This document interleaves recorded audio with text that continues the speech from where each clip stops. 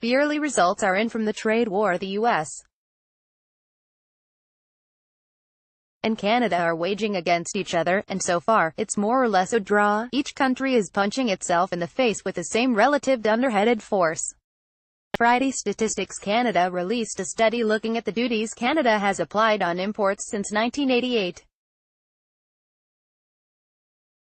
It offers some of the first hard numbers on how much each country has collected in duties since trade hostilities broke out. To date, the Trudeau government has kept mum on that. When Finance Minister Bill Morneau appeared before the Parliamentary Committee on International Trade earlier this week, he had rebuffed requests to disclose how much Ottawa had collected in duties, acknowledging only that the sum was significant. No kidding. Since the Trudeau government retaliated to the Trump administration's hefty tariffs on steel and aluminum with its own sweeping set of duties on steel, aluminum and a sweep of other goods, Ottawa collected a combined $371 million in July and August, the most recent month included in the StatScan analysis. The agency also tallied up Washington's haul after the U.S. dubbed Canada a national security threat. From June to August, the U.S. collected a combined $713 million in duties.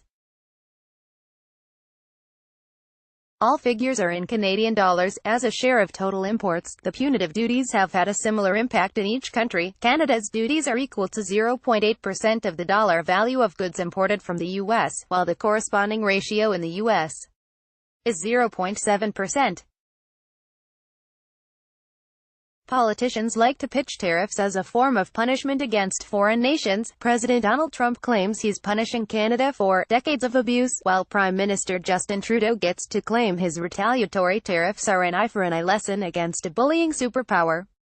Read more, A Patriot's Guide to Shopping During a Canada-US Trade War. Forget all that.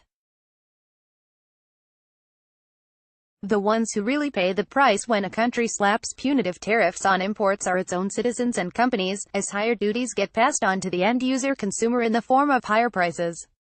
In other words, the collective $1.1 billion in duties collected by Washington and Ottawa are a massive tax on their own consumers.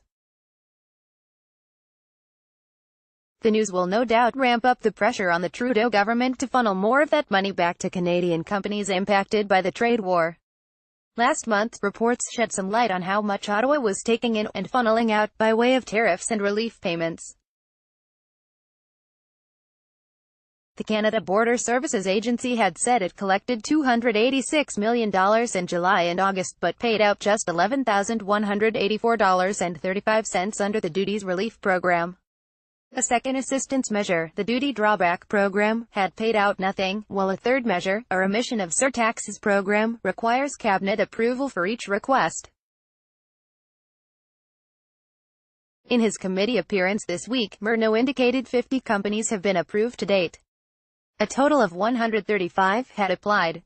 It's a murky process of picking winners and losers, something government is terrible at doing in the best of times. The new figures also serve as a reminder that the USMCA trade deal hammered out last month failed to resolve the duty dispute, and that the tariffs are not likely to go away anytime soon. Canada and the U.S. negotiators are still at it, with the U.S. demanding what the Canadian side calls ridiculous quota limits on steel flowing into the U.S., and American officials still firing insults our way. Earlier this week, Trump's economic advisor Larry Kudlow called Trudeau that punk little kid running Canada. Needless to say, this is a big backward step for consumers in both countries. From 1988, which marked Canada's great leap forward in trade liberalization with the arrival of the initial Canada-US free trade deal, until 2017, the tariffs trend had mostly gone in one direction, down. In 1988, Canada collected duties on U.S. imports equal to 2.6% of the value of all American goods entering the country. After that deal and then NAFTA in 1994, the ratio of duties to imports fell to just 0.2% in 2017.